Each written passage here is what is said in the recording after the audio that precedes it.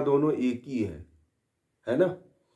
परंतु इस प्रथम अध्याय के द्वितीय पाद में वेदांत के सूत्र ही कह रहे हैं कि आत्मा और परमात्मा दोनों भिन्न है ना। कल आप लोगों ने पढ़ा, उससे पहले दिन पढ़ा, तो सूत्रों में ये दिखा दिया गया है और वेद व्यास जी ने बहुत अच्छी तरह से बता दिया है कि आत्मा और परमात्मा क्या है,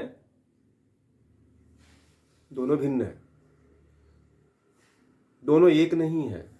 परंतु वेदांत में सबसे बड़ी समस्या ये होती है कि जितने भी वेदांत पढ़ने वाले लोग हैं वो आत्मा और परमात्मा को एक ही मानते हैं,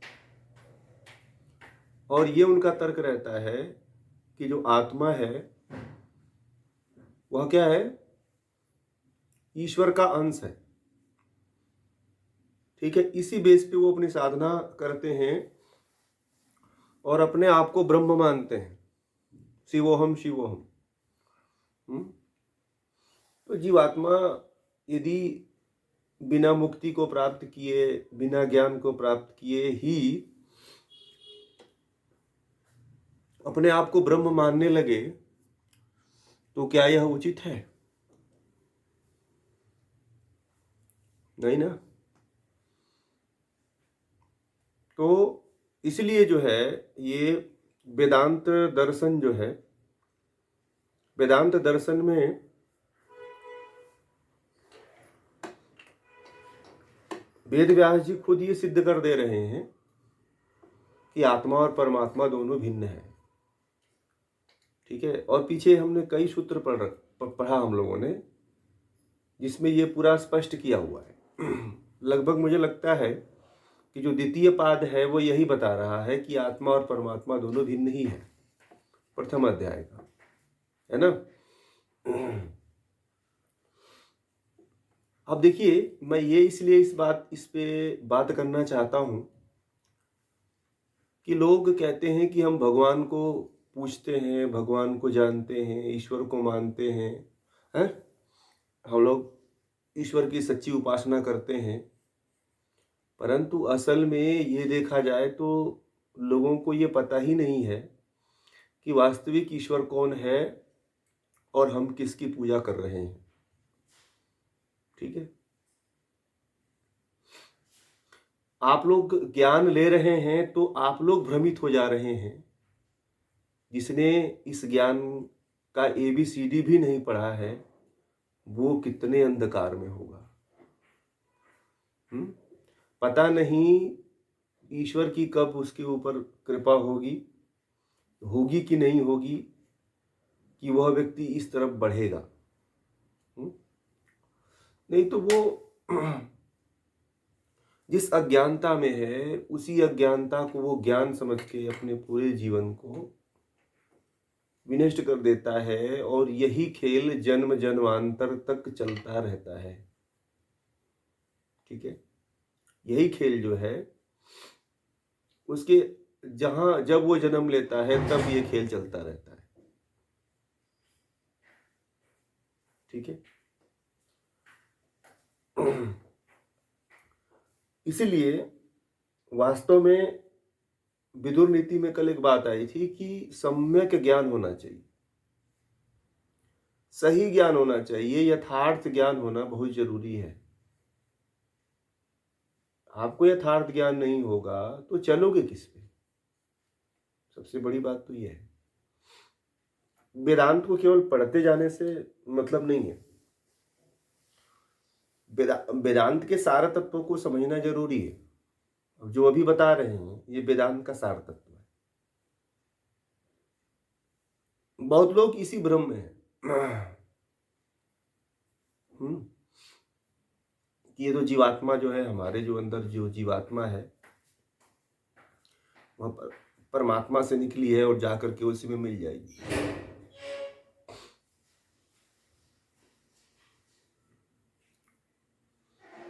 बहुत बड़ा भ्रम है।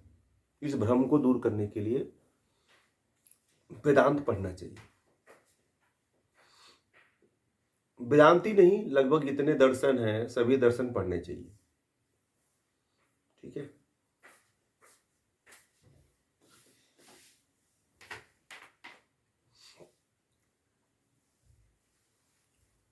ठीक है।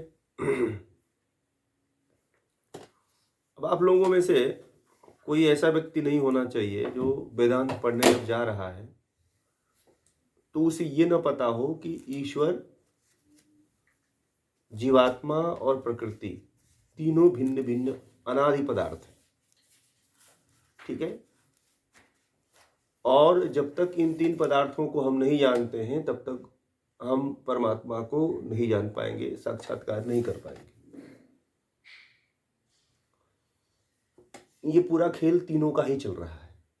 ठीक है। जो इन तीनों को नहीं समझ पाता है वो इस संसार में ठगा सा रह जाता है। ठीक है। जन्म लेकर के भी ठगा सा रह जाता है। ठीक है।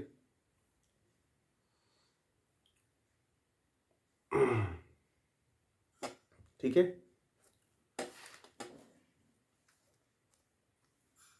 अब इतना समझने के बाद जो भी अगर किन्हीं के मन में ये शंका बनती है कि हम तो फलाना भगवान को पूजते हैं और वही हमारे कुलगुरु हैं, तो मुझे नहीं लगता है कि आप लोगों ने समझ पाया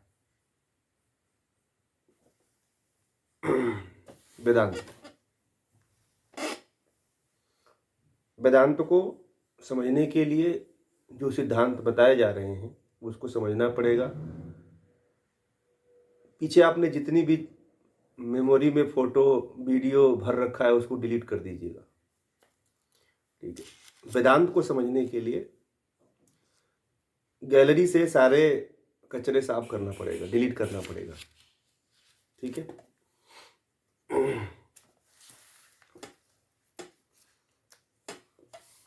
अब एक हम लोग सूत्र लेते हैं तो आप लोगों को और अच्छी तरह से समझ में आएगा। कल हम लोगों ने प्रथम अध्याय के द्वितीय पाद में 8 सूत्र तक स्वाध्याय किया था। 9वें पे चलते हैं।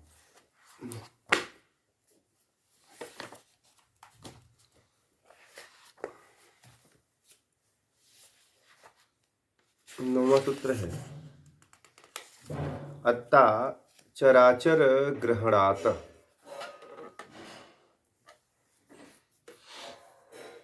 चर और अचर को खा जाने वाला होने से परमात्मा में विशेषता है।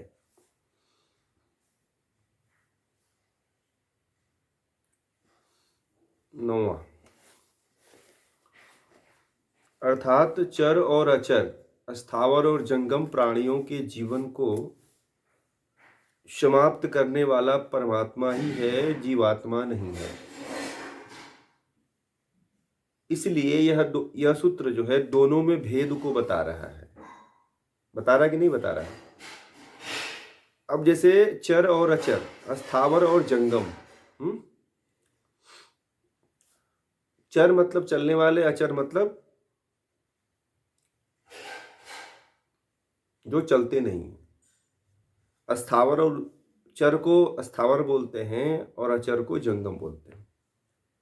तो ये जितने भी प्राणी समूह हैं जो चल सकते हैं, जो नहीं चल सकते, जैसे पेड़ पौधे हैं, ये चल नहीं सकते। ठीक है। तो इनमें भी जीवात्मा होती है, प्राण होता है। कीट पतंगे हैं, जानवर हैं, पशु पक्षी हैं, ये चर हैं। तो कहते हैं कि प्राणियों के जीवन को समाप्त करने वाला परमात्मा ही है। ये जितने भी प्राणी हैं, चाहे चर हैं चाहे अचर हैं, इन सभी प्राणियों के जीवन को कौन समाप्त करता है? परमात्मा समाप्त करता है। आप लोगों को कंफर्म हो गया कि इन सभी के जीवन को कौन समाप्त करता है? परमात्मा समाप्त करता है। तो जीवात्मा नहीं करता है। कौन करता है? परमात्मा करता है। क्योंकि जीवात्मा में इतनी सामर्थ्य नहीं है कि वह किसी के जीवन को समाप्त कर दे। ठीक है। समाप्त करने की क्षमता किसमें है? केवल परमात्मा में है। तो अब यहाँ पे भिन्नता आई कि नहीं आई? ये सूत्र से ये भिन्नता है कि नहीं, क्योंकि जीवात्मा तो के अंदर तो ये गुण होता ही नहीं है कि किसी के जीवन को समाप्त कर दे। किसके अंदर गुण होता है? परमात्मा के अंदर, क्योंकि परमात्मा ही शक्तिशाली है, ईश्वर ही शक्तिशाली है। क्योंकि देखिए, हर कोई कैसे मर जाता है ये किसी को पता नहीं चलता है। मारता है ईश्वर, परंतु कोई ना कोई ऐसा कारण लगा देता है कि आप उसी में भूल जाते हो कि ये उसको ईश्वर ने नहीं मारा है। मारता ईश्वर ही, नष्ट वही करता है, क्योंकि कर्मों का फल वो देता है तो नष्ट वही करता है।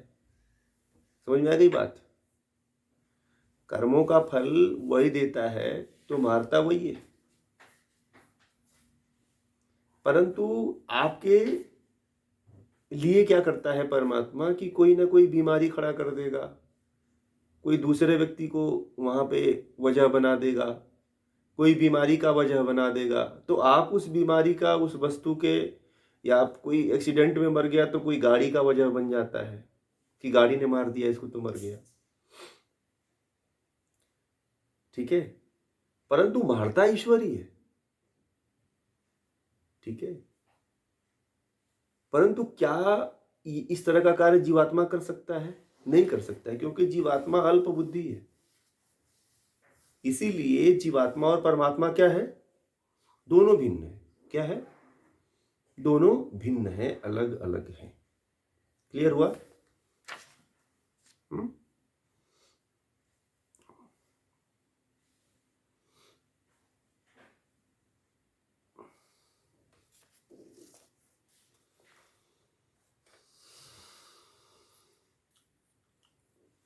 अब देखिए, यहां पे अत्ता का अर्थ होता है खा जाने वाला। अत्ता का अर्थ होता है खा जाने वाला। जैसे रोटी खाने वाला ग्रास ग्रास कर खाता है, वैसे ही चराचर पदार्थों की आयु थोड़ी थोड़ी पर समाप्त की जाती है। प्राणी का जीवन क्यों समाप्त होता है? शरीर में घिसाई होती है, वह उसके करने से होती है जिसने शरीर में चलने की शक्ति उत्पन्न की। यह वायु जो परमात्मा का लिंग है के कारण है, जिसने चलने की सामर्थ्य दी है उसने ही घिसाई बनाई है। कहने का मतलब है कि जिस प्रकृति के पदार्थों में परमात्मा ने गति दी है, और फिर उस गति को परमात्मा ही कम गति भी देता है, कम भी करता है। बड़े मजे की बात है कि एक तरफ से गति भी देता है और एक तरफ से कम भी करता है। ठीक है,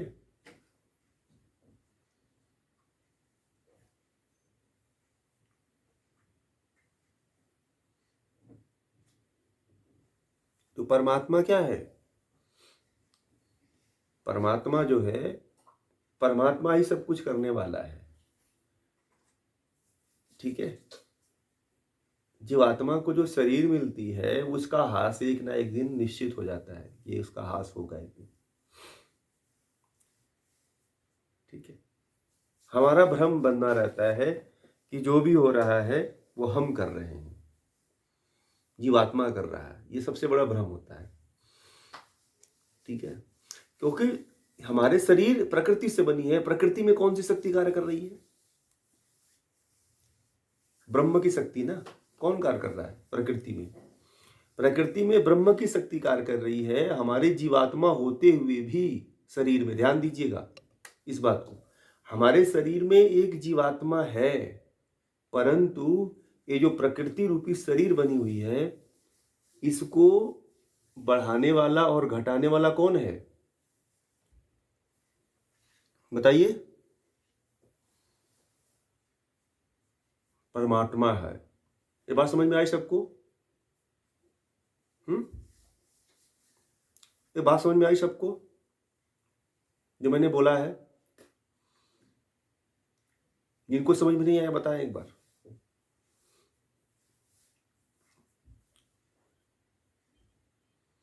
उदाहरण देकर के, प्रकृति है, ये प्रकृति में क्या है? कौन सी शक्ति कार्य कर रही है? ब्रह्म की। जब ब्रह्म की शक्ति जब कार्य कर रही है तो फिर इसमें संदेह कहाँ हो रहा है। एक तरफ जीवात्मा,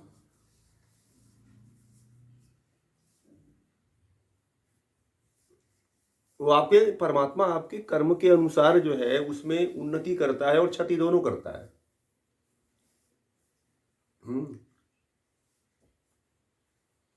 हाँ, वो आपके जो कर्म, जो इस वर्तमान जन्म के कर्म होते हैं वो भी इकट्ठा होते हैं, और पूर्व जन्म के जो कर्म होते हैं उनको भी लेकर के परमात्मा न्याय करता है।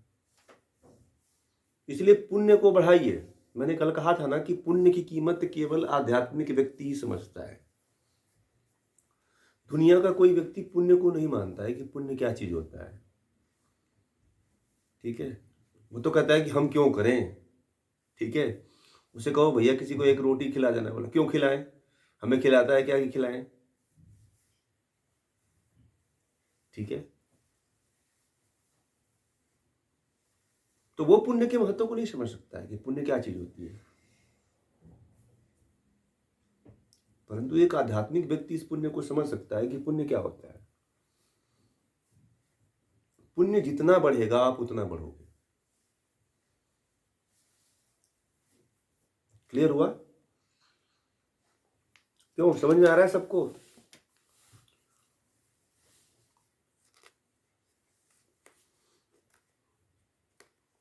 जिनको समझ में नहीं आएगा वो बताएंगे।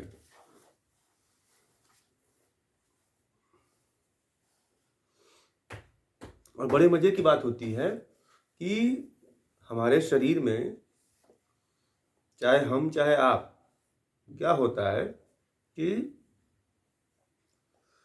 शरीर में जो घटनाएं घटित होती हैं, शरीर में जो क्रियाकलाप होते हैं, उन क्रियाकलाप के आधार पे, शरीर के आधार पे अपने आप को हम लोग एडॉप्ट करते चले जाते हैं और वही मानते चले जाते हैं कि यही मैं हूं,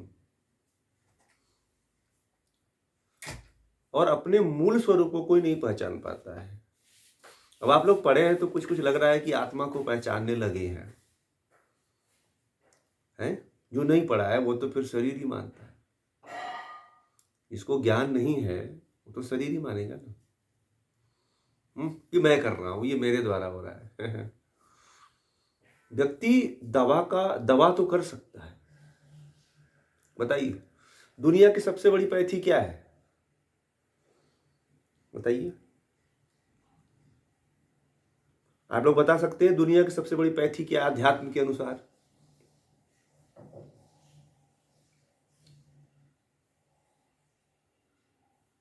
ईश्वरी पैथी है, ज्ञान है, और क्या है? कर्म सबसे महत्वपूर्ण है।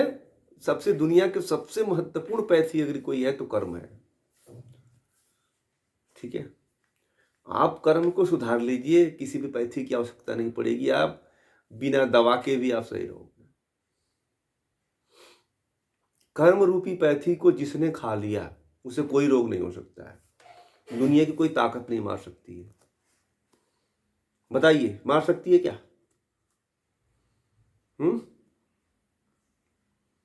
अगर आपने कर्म रूपी पैथी खा लिया तो आपको कुछ होगा?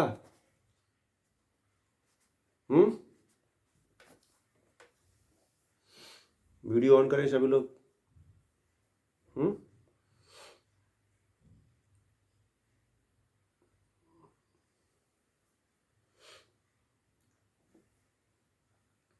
बताइए,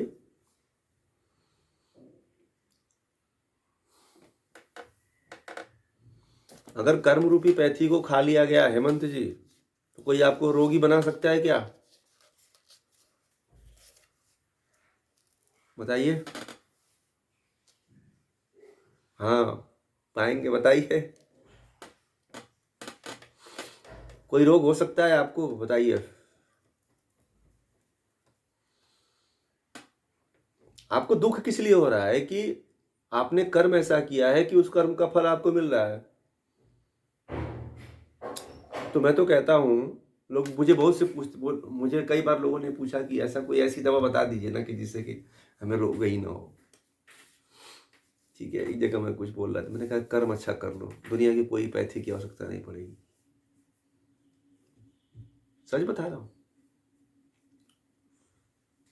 मैं सच बोल रहा हूं कि नहीं? क्योंकि न्याय व्यवस्था जो है परमात्मा की, वह कर्म पे है। ठीक है, आप लोग झूठ मूठ का जो है हेल्थ इंश्योरेंस करा करके बैठे हुए हो। दुनिया का सबसे बड़ा इंश्योरेंस क्या है? हैं? कर्म है। हाँ? अगर आपकी अच्छे कर्म रहेंगे तो परमात्मा आपको क्यों मारेगा भाई? बताइए।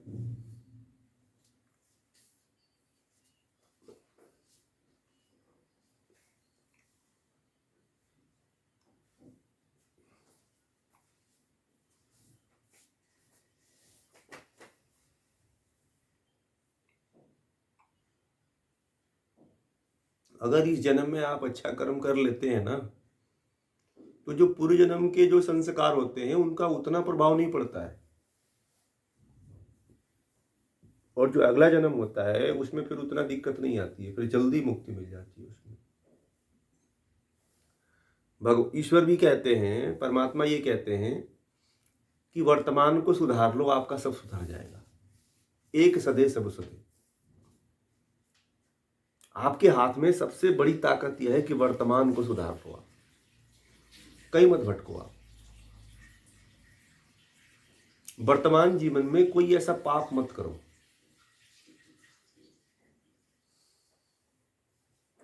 ठीक है?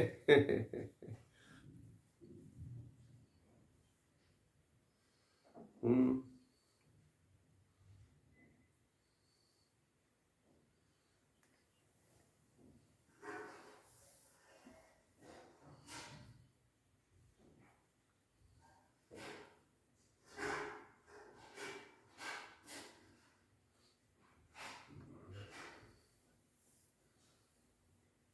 नहीं, उनको मत दीजिए ना, उनको मत दीजिए, जिनको आवश्यकता है उनको दीजिए। मैं क्या बोलता हूँ कि जो प्रोफेशनल है, जो मांगने वाले हैं, उनको मत दीजिए, उनका तो व्यवसाय है। वास्तव में जहां पे लगता है कि हमारे पैसे का सही सदुपयोग हो पाएगा, ठीक है, वहां दीजिए। आपका पैसा कहीं अच्छी जगह लगे, वहां पे दीजिए। ठीक है? और वहां पे भी मत दीजिए जहां पे पूरा सागर भरा हो, और वहां पे आपके पैसे का कोई कीमत नहीं है। ठीक है? वहां दीजिए जहां पे आवश्यकता हो,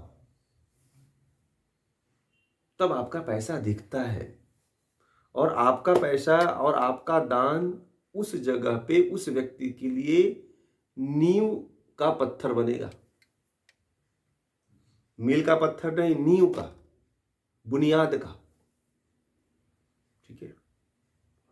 तो बुनियाद का ईंट बन जाना ज्यादा अच्छा है। ठीक है?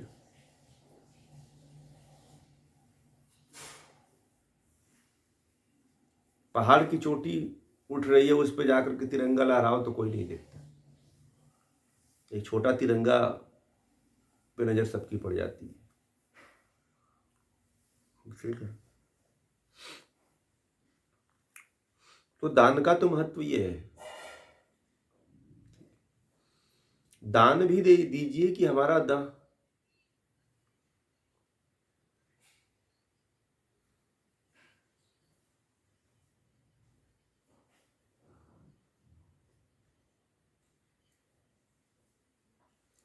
हाँ ठीक है, आप ये भी कर सकते हैं।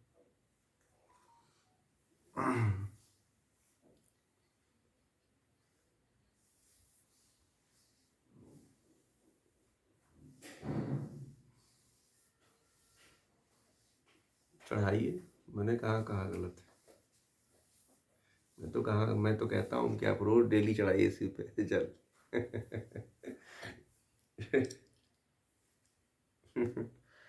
इसका रहस्य इसका रहस्य अभी खुलने वाला है। अभी हम लोग जो है योग महोत्सव में शांभवी शाल। अच्छा, आप नहीं है? कोई बात नहीं, हम फिर करेंगे, फिर महोत्सव होगा, फिर महोत्सव होगा, चिंता मत करिए, कुछ दिन बाद फिर करेंगे और नजदीक करेंगे कि जिसमें सब लोग आ सके। फिर करेंगे, फिर जल्दी होगा। ये महोत्सव चलते रहेंगे, बंद नहीं होने वाले हैं। दूध चढ़ाने का राज जो है शिव जी का, मैंने क्या बोला कि शिव आपके भीतर है, ठीक है। उस शक्ति को जगाने के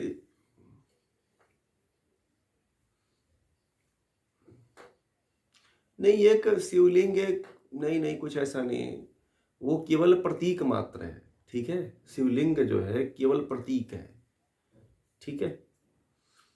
जिसने शिवलिंग को गढ़ा है उसको कोई कॉस्मिक एनर्जी थोड़ी लगी, तो वो तो टीबी होकर मर गया, पता है आपको। गुजरात गुजरात गुजरात में मैं था, गुजरात में मैं था, सुनिएगा, गुजरात में था। दुनिया के सारे शिवलिंग वहीं बनते हैं, ठीक है। बहुत से शिवलिंग बनते हैं वहाँ। यूनिवर्सिटी है जहाँ पे सारी मूर्तियाँ और शिवलिंग तैयार होते हैं। मैं हम लोग वहाँ कैंप लगाने के लिए जाते थे। जितने बनाने वाले हैं उसमें से करीब 90 से 95% जो थे सब टीबी के मरीज थे। मैंने कहा कि आप लोग इतना अच्छा मूर्ति बना लेते हो, इतना अच्छा शिवलिंग बना लेते हो, फिर भी आप लोगों को बीमारी है, रोग है। बोले क्या करें साहब, रोजी रोटी है तो करना पड़ता है, ये तो अपना व्यवसाय है। उसी पे चढ़ कर के थूकते रहते हैं, पैर चप्पल पहन के चढ़ते हैं, जूता पहन के चढ़ते हैं, सब करते हैं वो बनाने वाले। तो उनके ऊपर तो कॉस्मिक एनर्जी थोड़ी काम करती है। वही बात है ना, बात वही बात है। बात क्या है ना कि शिवलिंग हमारे देश में पूजा इसलिए जाने लगा कि जो हमारे भीतर की दिव्य शक्ति है उसको जगाने के लिए एक प्रतीक रूप में बनाया गया। ये बहुत अच्छा है, पता है, ये जो बनाया गया है, जिनको कुछ नहीं आता है, जिनको ABCD नहीं आता है, उनके लिए बहुत अच्छा है। अध्यात्म का जिनको कुछ नहीं पता है उनके लिए शिवलिंग पे जल चढ़ाना, दूध चढ़ाना, पूजा पाठ करना बहुत अच्छा है और करना चाहिए, ठीक है। मैं तो कहता हूँ कि मंदिर जाओ, जा करके दूध चढ़ाओ, जल चढ़ाओ, बेलपत्र चढ़ाओ, धतूरा चढ़ाओ, सब चढ़ाओ। जिस दिन थोड़ा सा आपको लगेगा, अब मुझे लगता है हम भी जाते हैं, हम भी करते हैं, ऐसा नहीं है कि हम नहीं जाते हैं मंदिरों में, हम भी जाते हैं, परंतु वहां से हमने बहुत कुछ सीखा है, देखा है कि ये शक्ति हमारे भीतर है और इन वस्तुओं का यदि प्रयोग किया जाए तो हम उस शक्ति का उपयोग कर सकते हैं। हमारे ऋषियों ने बहुत बड़ा दिमाग लगाया कि इस शक्ति को प्रतीक रूप में रखा जाए, नहीं तो लोग विध्वंसक प्रयोग करेंगे, ठीक है। ये चीजें जो है ये हमारे भीतर निहित कुंडलिनी शक्ति का प्रतीक है, सब समझ रहे हैं। कुंडलिनी शक्ति हमारे अंदर एक ऐसी शक्ति है जिसका आपको पता नहीं, अगर वो जाग जाए तो आप दुनिया की हर चीज प्राप्त कर सकते हो। भगवान गोरक्षनाथ जो है, मत्स्येंद्रनाथ गोरक्षनाथ, और उससे पहले भगवान आदिनाथ भगवान शिव जो है, इसके बहुत बड़े उपासक रहे हैं, बहुत बड़े योगी रहे हैं लोग, ठीक है। और ये लोग इसके प्रणेता रहे हैं, ठीक है। तो इसको हमारे देश के ऋषि मुनियों ने, साधु संतों ने इसको, जब इसका अनर्गल प्रयोग होने लगा तो राक्षसों से और अन्य लोगों से बचाने के लिए इसको प्रतीक रूप में गढ़ना शुरू किया, ठीक है। प्रतीक रूप में गढ़ना शुरू किया कि व्यक्ति ये जीवित रह सके, ठीक है। इसको केवल जिंदा रखा गया है कि व्यक्ति अपने भीतर के अंदर निहित शक्तियों को जागृत कर सके। अभी जिनको पता है वो तो अपने भीतर की शक्ति को जागृत करते हैं, जिनको नहीं पता है उनको पूजने दो, क्या जाता है, पूजा पाठ करने दो उनको, जल चढ़ाने दो उनको, दूध चढ़ाने दो उनको, क्या जाता है, अपना क्या जाता है। उनको जब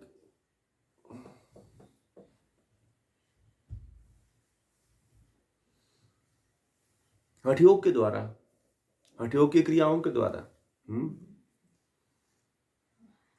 हाँ, हठयोग की क्रियाओं के द्वारा आप जागृत कर सकते हैं।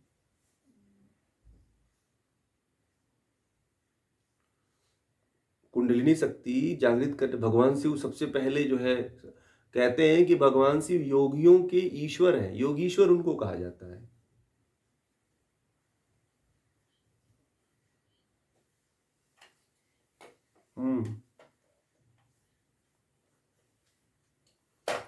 उसने गढ़ा नहीं, उसने सबसे पहले बनाया भी नहीं। देखिए, भगवान शिव ने सबसे पहले कुंडलिनी शक्ति का जागरण किया था। अपने भीतर निहित शक्ति का सबसे पहले उन्होंने जागरण किया था, परंतु लोगों ने उस जागरण को भगवान शिव का नाम दे दिया। ठीक है, असल में जो शिवलिंग है वो भगवान शिव नहीं है वो। ठीक है, अभी बताइए, किसी की आत्मा लिंग बन जाएगी क्या? आप बताओ। नहीं बन सकती। आप खुद तर्क लगाओ ना कि आपके क्यों नहीं दो चार लिंग बन जाते हैं? आप भी तो मनुष्य हो। भगवान शिव भी तो मनुष्य ही थे, वो भी तो किसी माता पिता की संतान थे, है कि नहीं? तो वो जब उनके न आपके लिंग नहीं तो फिर उनके कैसे लिंग हो गए? वो भी पत्थर के। आप समझो ना, ये बाद में इसको लाया गया है। जब जानते हैं, जब उच्च कोटि के साधक भारत में नहीं रहे तो क्या हुआ कि इसको प्रतीक रूप दिया जाने लगा। और दूसरी चीज, जब भारत में मूर्ति पूजा प्रारंभ हुई तो नाथ परंपरा के जो अनुयायी थे उन्होंने भी इसी को लेकर के शुरू करवा दिया। ठीक है कि देख रहे हैं तो हमारी तो हमको तो लोग जानेंगे ही नहीं। तो जब जानेंगे नहीं तो उन्होंने फिर इसको शुरू करवा दिया पूजा पाठ के रूप में लेकर के। और जो स्वयंभू जो अंदर से निकली हुई जितनी भी पिंडियां थीं पत्थरों की, उनको ज्योतिर्लिंग का नाम दे दिया गया। वैज्ञानिक ऐसा कहते हैं कि भारत और भारत विश्व के अनेक ऐसे जगह हैं जहाँ पे पत्थरों की ऐसी ऐसी लिंग मतलब पत्थरों का ऐसा ऐसा है कि जमीन की बहुत गहराई तक उनका अस्तित्व है। और पहले के लोग, भारत के लोग इतना ज्ञानी हुआ करते थे कि पत्थरों, कौन सा पत्थर कितनी गहराई और कितने अनंत गहराई तक गया है उसका पता लगा करके उसको ज्योतिर्लिंग का नाम दे देते थे। भारत इस विद्या में बहुत आगे था और नकुल जो है, कहते हैं इस विद्या में बड़ा प्रवीण थे। ठीक है, अभी भी आजकल के जो वैज्ञानिक हैं वो भी आजकल पत्थरों को पहचान लेते हैं कि यहाँ पे कितनी गहराई में पत्थर होगा।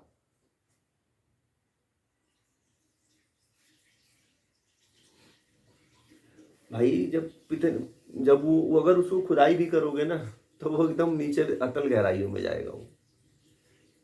ठीक है, आजकल के एक मुझे इतिहासकार मिले थे, एक साइंस,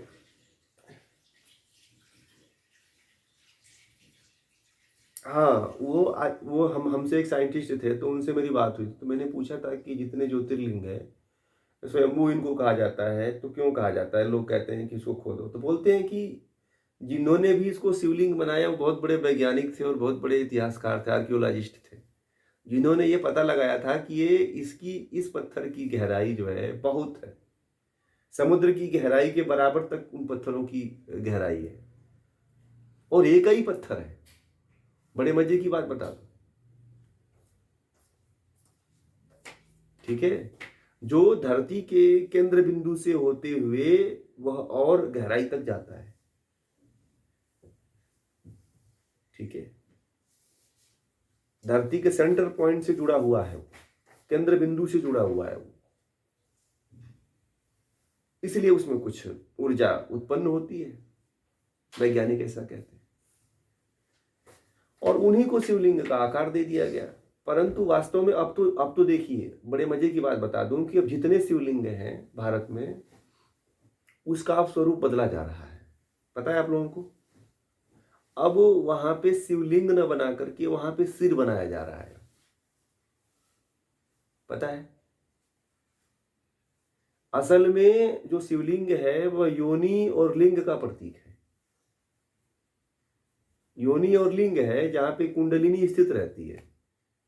ठीक है, जो शिवलिंग आप भारत में कहीं भी चले जाना तो शिवलिंग को देखना आप लोग, तो शिवलिंग जो है लिंग है, ऊपर वाला भाग लिंग है और नीचे वाला भाग योनि है तंत्र के हिसाब से। अब तंत्र आ जाता है यहाँ पे, ठीक है।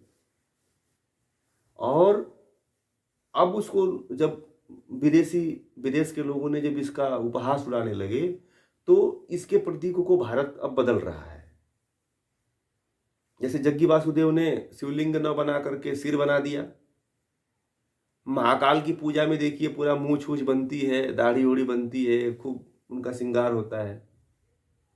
तो धीरे धीरे भारत के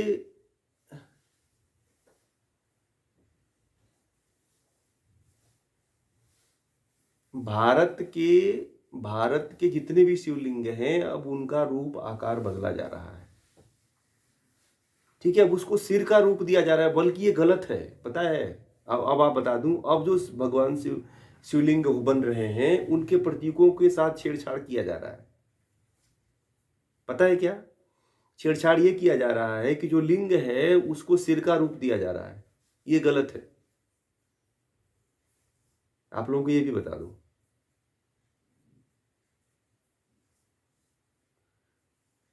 उसे दाढ़ी का हम्म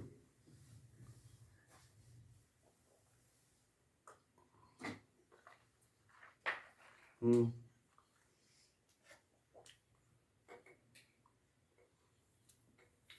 हम्म तो ब्रह्म तत्व तो हर जगह है, उसके हर एक उसके कण में है। उसका चूरा बनाओगे ना, उसका चूरा बनाओगे तो हर एक कण में ब्रह्म है। किस कहाँ कहाँ देखोगे आप? आ- शक्ति तो हर जगह है। आप तो शक्ति तो हर जगह होती है। शक्ति तो आपके शरीर के हर एक सेल्स में है, हर एक सेल में आप ब्रह्म है। बताओ ना, फिर कहाँ जाओगे आप? दूर जाने की आवश्यकता क्या है? आपके हर एक सेल में ब्रह्म है, फिर कहाँ कहाँ क्यों भटक रहे हो फिर आप?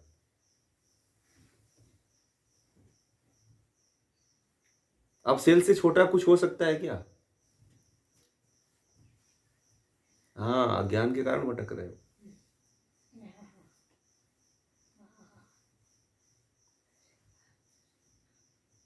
ठीक है,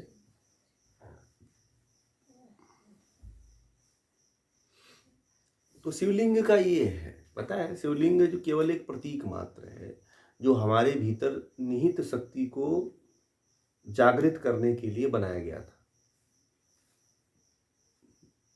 मैं कभी शिवलिंग का विरोध नहीं करता हूं, ठीक है, क्योंकि मुझे पता है कि शिवलिंग क्या है। शिवलिंग हमसे बड़ा जुड़ा हुआ है। जितने भी योग करने वाले लोग हैं, योग को जानने वाले लोग हैं, उनके बड़ा नजदीक है शिवलिंग। ठीक है,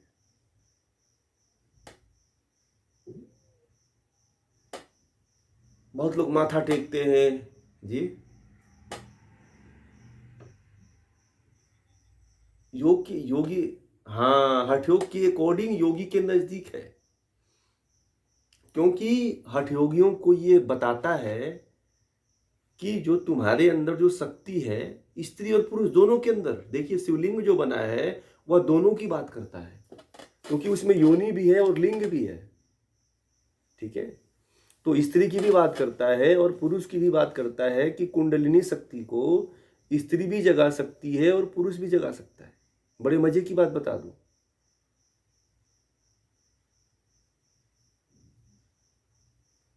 हाँ हाँ,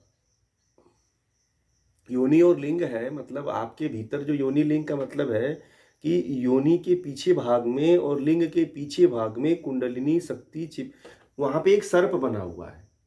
देखना, जितने भी शिवलिंग है उसके पास जो है एक सर्प ऐसे लगा रहता है, वही कुंडलिनी शक्ति है। उसी को जगाने के लिए जो है सारा प्रक्रम, ये खेल पूरा हठ योग पूरा रचा गया है, पूरा खेल ये चल रहा है। ठीक है, जब वो शक्ति जग जाती है, ठीक है, तब व्यक्ति समाधि को प्राप्त करता है। ठीक है, समाधि हठ योग के द्वारा भी प्राप्त की जाती है। समाधि केवल महर्षि पतंजलि के द्वारा नहीं, हठ योग के द्वारा भी समाधि आप प्राप्त कर सकते हो। गैरण्य संहिता, हठ प्रदीपिका सब उसी का तो प्रतीक है, सब वही तो कहते हैं। ठीक है,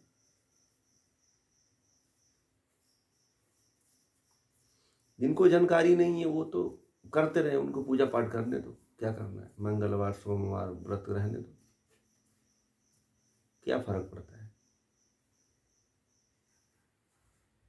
जिनको बढ़ना है वो बढ़ जाएंगे, जिनको नहीं बढ़ना है वो तो पड़े रहेंगे। ठीक है,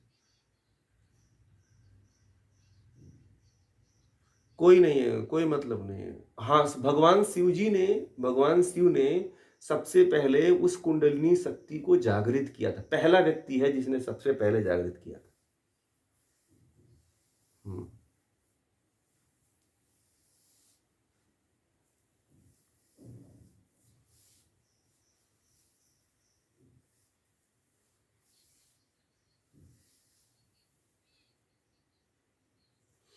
अब लोगों ने क्या किया कि भारत में एक बड़े मजे की बात है कि जो चमत्कार करता है ना, तो उस चमत्कारी मदारी को ही लोग पूजने लगते हैं। जो मदारी दिखाता है ना खेल, तो खिलाड़ी को ही लोग पूजने लगते हैं।